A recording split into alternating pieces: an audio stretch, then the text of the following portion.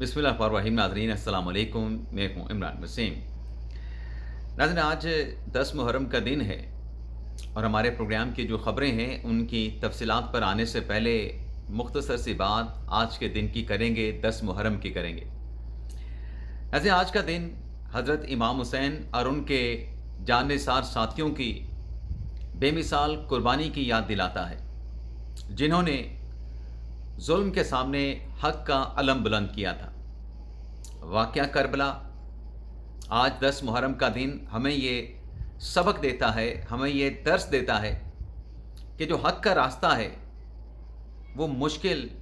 वो कठिन ज़रूर होता है, लेकिन हक के रास्ते में अल्लाह की रज़ा शामिल होती है, अल्लाह की खुशनुदी शामिल होती है। और आज का दिन हमें सब्र, इसार, कुर्बानी, इस्तकामत का दर्स भी देता है, सबक भी देता है। और आज का 10 मुहर्रम का दिन हमें अमन को फ़रोग़ देने का पैगाम भी देता है। अब नाज़रीन, बात करते हैं कि जस्टिस मंसूर अली शाह साहब, उनके एडवेंचर का रास्ता कैसे बंद हो गया। जस्टिस सीआई अफरीदी साहब ने ऐसा क्या नोटिफिकेशन जारी किया है जिसने मंसूर अली शाह साहब की ताकत को ख़त्म करके रख दिया है। इस खबर से अपने प्रोग्राम का आगाज़ करेंगे और इसके बाद हमारे वीडियो लॉग की जो दीगर अहम खबरें हैं उनकी तफसीलात आपकी खिदमत में पेश करते हैं। तो नाज़रीन, पहली खबर आपको याद होगा कि जब याहिया फरीद साहब चीफ जस्टिस बने, अभी चीफ जस्टिस बने याहिया फरीद साहब को चंद ही रोज़ गुजरे थे कि एक खबर सामने आती है कि जस्टिस मंसूर अली शाह साहब ने प्रैक्टिस एंड प्रोसीजर कमेटी का इजलास बुलाया और उस इजलास में जस्टिस मुनीब अख्तर शरीक हुए और इजलास में फ़ैसला किया गया कि 26वें आईनी तरमीम पर फुल कोर्ट तश्कील दिया जाए। और ये नाज़रीन, कमेटी का इजलास बुलाने से पहले जो मंसूर अली शाह साहब ने फ़ैसला किया मुनीब अख्तर साहब को कमेटी का इजलास बुला के कि 26वें आईनी तरमीम का मुकदमा फुल कोर्ट के सामने लगा दें और डेट भी मुकर्रर कर दी गई। इससे पहले मंसूर अली शाह साहब ने चीफ जस्टिस याहिया फरीदी साहब को ख़त लिखा था कि आप प्रैक्टिस एंड प्रोसीजर कमेटी का इजलास बुला के 26वीं आईनी तरमीम का मुकदमा समाअत के लिए मुकर्रर करें। जब याहिया फरीदी साहब ने मंसूर अली शाह साहब की दरख्वास्त पे, ख़त पे प्रैक्टिस एंड प्रोसीजर कमेटी का इजलास नहीं बुलाया, तो फिर मंसूर अली शाह साहब ने अलग से खुद ही जो अख्तियार चीफ जस्टिस याहिया फरीदी का था उस अख्तियार को एक्सरसाइज करते हुए कमेटी का इजलास बुला के 26वें आईनी तरमीम पर फुल कोर्ट तश्कील दे दिया और समाअत की तारीख मुकर्रर कर दी। लेकिन वो बात बन नहीं सकी, उस पर ना फुल कोर्ट बना, ना फुल कोर्ट बैठा और ना 26वीं आईनी तरमीम की दरख्वास्तों पर समाअत हुई, क्योंकि 26वीं आईनी तरमीम के आर्टिकल 191A के तहत अब ये केस मुकर्रर करना मंसूर अली शाह साहब वाली, याहिया फरीदी साहब वाली कमेटी का अख्तियार नहीं था। अब ये आईनी कमेटी का अख्तियार था और ये मुकदमा फुल कोर्ट की बजाय जो कॉन्स्टिट्यूशन बेंच के जजेस हैं उनके सामने मुकर्रर होना था। तो ये मुकदमा मुकर्रर नहीं हुआ। उसके बाद आपको याद होगा कि कमरा अदालत में एक केस था टैक्सेशन के हवाले से, कस्टम रेगुलेटरी ड्यूटी के हवाले से, उसमें भी मंसूर अली शाह साहब ने 26वीं आईनी तरमीम का मुकदमा इनडायरेक्टली टेकअप कर लिया था कि जो रेगुलर बेंचेस हैं वो आईनी और कानूनी तशरीह के मुकदमात क्यों नहीं सुन सकते, क्या कानूनी और आईनी रुकावट मौजूद है, इस कानूनी आईनी सवाल की हम तशरीह करेंगे। उस पर बैरिस्टर सलाहुद्दीन को नोटिस हो गया, उस पर अटॉर्नी जनरल को नोटिस हो गया, दीगर फरीकैन को नोटिस हो गए। अगली समाअत पे जब यह मुकदमा नहीं लगा, क्योंकि आईनी तशरीह का मुकदमा तो कॉन्स्टिट्यूशन बेंच में लगना था, लेकिन शाह साहब ने इंटरप्रिटेशन का सवाल फ्रेज करके मुकदमा अपने रेगुलर बेंच के सामने फिक्स कर लिया। अब वो जब मुकदमा नहीं लगा और आयशा मलिक साहबा भी बेंच में शामिल हो गई, बाद में वो शामिल नहीं थी, वो किसी और बेंच में शामिल हो गई, तो मंसूर अली शाह साहब ने स्टार सुप्रीम कोर्ट के खिलाफ, डिप्टी स्टार सुप्रीम कोर्ट के खिलाफ कंटेम्प्ट की कार्रवाई का आगाज़ कर दिया था। ना सिर्फ कंटेम्प्ट की कार्रवाई का आगाज़ किया था, बल्कि जो आईनी जजेस कमेटी है जिसमें justice Aminuddin Khan, justice Jamal Mandokhel, justice Muhammad Ali Mazhar, इन 3 जजेस को, जस्टिस याहिया फरीदी को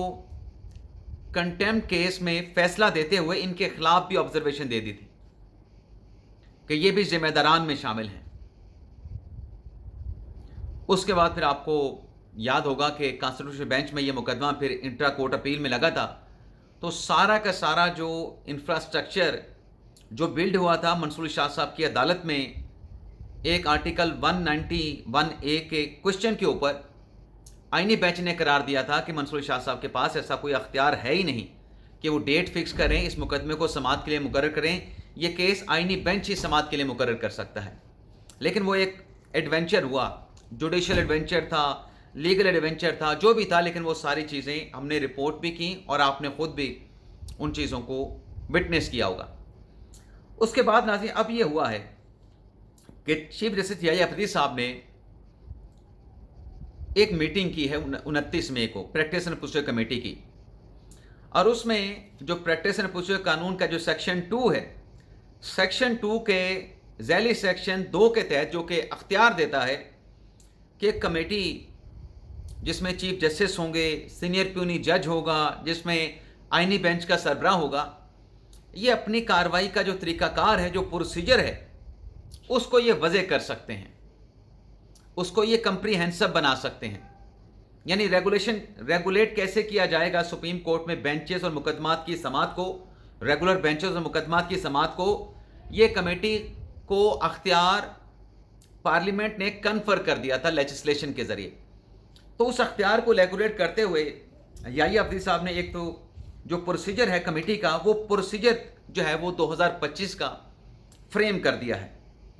अब उसमें क्या कहा गया है? उसमें कहा गया है कि चीफ जस्टिस जो होंगे वो कमेटी के चेयरपर्सन होंगे और वही इजलास बुलाएंगे। चीफ जस्टिस जो चेयरपर्सन होगा वही प्रैक्टिस एंड प्रोसीजर कमेटी का इजलास बुलाएगा, और 2 अरकान से जो प्रैक्टिस एंड प्रोसीजर कमेटी है उसका कोरम मुकम्मल हो जाएगा। यानी अगर एक रुकन दस्तयाब नहीं है तो उसकी अदम मौजूदगी में किसी तीसरे जज को शामिल करने के बजाय 2 जजेस के साथ भी कमेटी का इजलास हो सकेगा। 2 जजेस के साथ भी प्रैक्टिस एंड प्रोसीजर कमेटी का इजलास हो सकेगा। यानी अगर मंसूर शाह साहब नहीं है तो याहिया अफरीदी साहब और अमीनुद्दीन खान साहब बैठ के इजलास कर सकते हैं। लेकिन इस मैकेनिज्म के ज़रिए जो कि अब तरमीम के ज़रिए कमेटी के इजलास के ज़रिए जो प्रोसीजर ले डाउन किया गया है, अगर याहिया अफरीदी साहब दस्तयाब नहीं है, चेयरपर्सन दस्तयाब नहीं है, तो कमेटी का इजलास नहीं हो सकेगा। चेयरपर्सन का होना ज़रूरी है। इस नोटिफिकेशन में, तरमीम के नोटिफिकेशन में कहा गया है कि 2 मेंबरान से कोरम मुकम्मल होगा, और जो कमेटी बेंच बनाएगी 15 दिन के लिए, 30 दिन के लिए, उस बेंच में किसी किस्म की रद्द-व-बदल, अगर कमेटी का चेयरमैन दस्तयाब नहीं, कमेटी का कोई और रुकन दस्तयाब नहीं, एक मरतबा कमेटी ने 15 दिन के लिए, 30 दिन के लिए बेंचेस बना दिए हैं, उसमें फिर किसी किस्म की रद्द-व-बदल नहीं हो सकती। और अगर कोई ऐसी अर्जेंसी है कि बेंच में रद्द-व-बदल करना पड़ गया है, मतलब कोई जज साहब बीमार हो गए हैं, बेंच बना है, जज साहब बीमार हो गए हैं, जज साहब ने केस सुनने से इनकार कर दिया है, कोई और इमरजेंसी पड़ गई है, कोई एक और मुकदमा आ गया है, उसे अर्जेंट नहीं लगाना है, तो वो तो चीफ साहब कमेटी का इजलास बुला के उस अर्जेंट जो भी सिनेरियो होगा उसको केटर करेंगे। लेकिन फ़र्ज़ करें कि चीफ जस्टिस दस्तयाब नहीं है, तो इस सूरत में इन अर्जेंट मैटर्स का क्या होगा, बेंचेस की तश्कील कैसे होगी, अर्जेंट मुकदमा समाअत के लिए कैसे मुकर्रर होगा, वो भी इस प्रोसीजर में, प्रैक्टिस एंड प्रोसीजर 2025 में तय कर दिया गया है कि अगर चीफ जस्टिस दस्तयाब नहीं है तो पीछे जो 2 जजेस की कमेटी है वो ये तय नहीं करेगी, बल्कि एक स्पेशल कमेटी होगी जो कि चीफ जस्टिस कमेटी को वो अख्तियारात तफवीज़ करेंगे। उस स्पेशल कमेटी को, वो कमेटी अर्जेंट नोयत के केसेस का फैसला करेगी, बेंचेस का फैसला करेगी। बेंच से कोई जज अलग हो जाए, किसी जज साहब को अलालत हो जाए, कोई और अर्जेंसी पड़ जाए, तो वो कमेटी फैसला करेगी, और कमेटी सिर्फ अर्जेंट नोयत के ऊपर ही बेंचेस को तब्दील या केस के फिक्सेशन का फैसला करेगी। उसके पास कोई अख्तियार नहीं होगा, कोई अजाफी अख्तियार इस स्पेशल कमेटी के पास नहीं होगा, और जो भी वो फैसला करेगी उस स्पेशल कमेटी के फैसले को आइंदा प्रैक्टिस एंड प्रोसीजर कमेटी के सामने रखा जाएगा, पेश किया जाएगा। और कमेटी का जो भी रिकॉर्ड होगा उसे रजिस्ट्रार सुप्रीम कोर्ट, जो कि कमेटी के भी सेक्रेटरी होंगे, वो उसको मेंटेन करेंगे।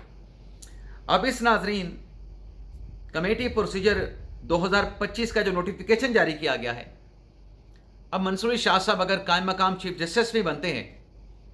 तो वो कमेटी का इजलास बुला के बेंचेस में रद्दबदल करना, कोई केस इधर से करके उधर से लगा देना, ऐसा कोई अख्तियार मंसूर शाह साहब का नाम अगर ना भी लें, जो भी कायम मकाम चीफ जस्टिस हो उसके पास अब ऐसा कोई अख्तियार नहीं होगा कि कोई बेंच अगर याहिया अफरीदी साहब कमेटी में बनवा के गए हैं या कसरत राय के साथ बेंच बने हैं तो कोई और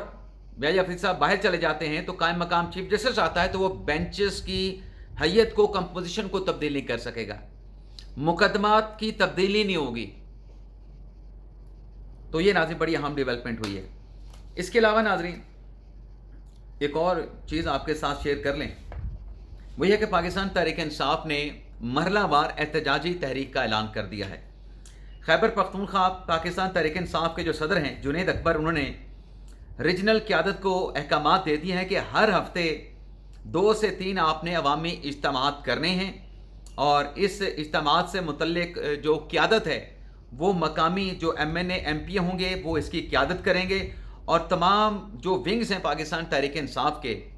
उनको कहा गया है कि आपने मुतहरक रहना है। ख़वातीन का विंग है, स्टूडेंट्स का विंग है, नौजवानों का विंग है, लॉयर्स का विंग है, सब इस एहतजाज में मुकम्मल तौर पे शिरकत करेंगे। और इस अहकामात में जो कि जुनैद अकबर साहब ने दिए हैं, इसमें कहा गया कि हर एक को, चाहे वो MNA है चाहे वो MP है, इस एहतजाजी तहरीक में जो कि मरहलावार हमने शुरू करनी है मुहर्रम के बाद, इसमें तमाम क़यादत को, पार्लिमानी क़यादत को और लोकल क़यादत को, रीजनल क़यादत को तावन करने का मुकम्मल तौर पे पाबंद बनाया गया है। अब नाज़रीन आ जाते हैं कि इमरान खान साहब के तर्जुमान ने किन अंदरूनी साजिशों का एतराफ़ किया है। नाज़रीन इमरान खान साहब के तर्जुमान, आप जानते हैं कि आजकल जनाब अपने नियाज़ुल्लाह नियाज़ी साहब हैं और नियाज़ुल्लाह नियाज़ी साहब वो शख्सियत हैं इमरान खान साहब के तर्जुमान होने के साथ साथ जिन्होंने पाकिस्तान तहरीक इंसाफ का इंटर पार्टी इलेक्शन भी करवाया था। अब जो नियाज़ुल्लाह नियाज़ी साहब हैं, उन्होंने पाकिस्तान तहरीक इंसाफ की ना सिर्फ जो गलतियां हैं इंट्रा पार्टी इलेक्शन में मखसूस नशिस्तों के केस में उन गलतियों का एतराफ़ किया है, बल्कि नियाज़ुल्लाह नियाज़ी साहब ने यह भी कहा है कि इमरान खान को माइनस करने की जो साजिश है, बैरूनी साजिश तो है सो है, लेकिन पार्टी के अंदर से भी साजिश हो रही है इमरान खान को माइनस करने की। नियाज़ुल्लाह नियाज़ी साहब ने असद मलिक साहब को एक इंटरव्यू दिया है। उस इंटरव्यू में एक तो नियाज़ुल्लाह नियाज़ी साहब ने कहा कि अगर मेरे पास जो पाकिस्तान तहरीक इंसाफ का इंट्रा पार्टी का इलेक्शन था, अगर अकबर एस बाबर को इलेक्शन लड़ने के लिए नॉमिनेशन पेपर दिए जाते, वो 5 लोग थे, 6 लोग थे, वो नॉमिनेशन पेपर उनको दिए जाने चाहिए थे। और जब उनको नॉमिनेशन पेपर देते और मेरे पास बतौर चीफ इलेक्शन कमीशन मामला आता तो मैं उनके नॉमिनेशन पेपर इस बुनियाद पर रिजेक्ट कर देता कि उनके पास पैनल बनाने के उम्मीदवार ही मुकम्मल नहीं थे। नियाज़ुल्लाह नियाज़ी साहब ये कह रहे थे कि पाकिस्तान तहरीक इंसाफ का जो इंट्रा पार्टी इलेक्शन है वो पैनल की सूरत में होता है। तो इन अगर लोगों को, अकबर एस बाबर के जो साथी थे, इनको अगर नॉमिनेशन पेपर मिल जाते और ये इलेक्शन के प्रोसेस में आ जाते तो ये कानूनी तौर पे इलेक्शन लड़ नहीं सकते थे, क्योंकि इनके पास पैनल के उम्मीदवार ही नहीं थे। तो फिर गलती किसकी थी? उनको नॉमिनेशन पेपर ना देने की पाकिस्तान तहरीक इंसाफ की गलती थी। दूसरा, नियाज़ुल्लाह नियाज़ी साहब ने कहा कि जो SIC में जाने का फैसला था, ये फैसला गलत था। अब याद रखें कि नियाज़ुल्लाह नियाज़ी साहब इमरान खान साहब के तर्जुमान हैं, इमरान खान साहब के राइट हैंड हैं, इमरान खान साहब की सियासी मामलात की, कानूनी मामलात की वो तर्जुमानी करते हैं। तो नियाज़ुल्लाह नियाज़ी साहब कहते हैं कि मुझसे अगर मुशावरत की जाती तो फिर मैं सुन्नी इत्तेहाद कौंसिल में जाने का मशवरा ना देता, बल्कि किसी ऐसी सियासी जमात में जाना चाहिए था जिसने इलेक्शन लड़ा होता और उसने एटलीस्ट एक सीट जो है वो जीती होती। तो जनाब, जब इमरान खान साहब का तर्जुमान ये कह रहा है कि SIC में जाने का फैसला गलत है, तो फिर अदालती फैसले पे किस बुनियाद पे तनकीद हो रही है? यही तो अदालत कह रही थी कि आपका SIC में जाने का फैसला गलत था, आपको किसी ऐसी सियासी जमात में जाना चाहिए था जिसने इलेक्शन लड़ा होता, जिसने एटलीस्ट एक सीट जीती होती। अब उनकी पार्टी के खुद रहनुमा कह रहे हैं कि हमारा फैसला था और गलत फैसला था। اور پھر ساتھ میں یہ بھی کہا نیاز اللہ نیازی صاحب نے کہ عمران خان صاحب کو پارٹی کے اندر اور باہر سے مائنس کرنے کی کوشش کی جا رہی ہے. 8 فروری کے بعد پارٹی قیادت کو جو اعتماد دینا چاہیے تھا, جو فیصلے کرنے چاہیے تھے, وہ فیصلے نہیں ہو رہے, بلکہ فیصلے ایسے ہو رہے ہیں جس سے مائنس عمران خان کی, جو ان کا کہنے کا ایک خلاصہ تھا, مقصد تھا کہ مائنس عمران خان کی بو پارٹی کے اندر سے بھی آ رہی. تو یہ ناظرین صورتحال ہے پاکستان تحریک انصاف کی, کہ اداروں کو ملائم بھی کرتے ہیں, اداروں پہ الزام تراشی بھی کرتے ہیں, لیکن اپنی غلطیوں کا اعتراف بھی کرتے ہیں. جب آپ اپنی غلطی کا اعتراف کر رہے ہیں کہ ایس سی سی میں جانے کا فیصلہ غلط تھا, اکبر اس بابر کو نامینیشن پیپر نہ دینے کا فیصلہ بھی غلط تھا, تو پھر آپ قاضی فائشہ کے فیصلے پہ اور مخصوص نشستوں کے فیصلے پر کیوں آپ پھر تنقید کرتے ہیں؟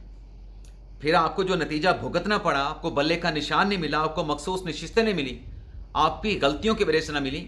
تو اس کا ملبہ پھر آپ عدالت یا کسی جج پہ نہیں گرا سکتے. اجازت چاہتے ہیں ناظرین, اللہ حافظ.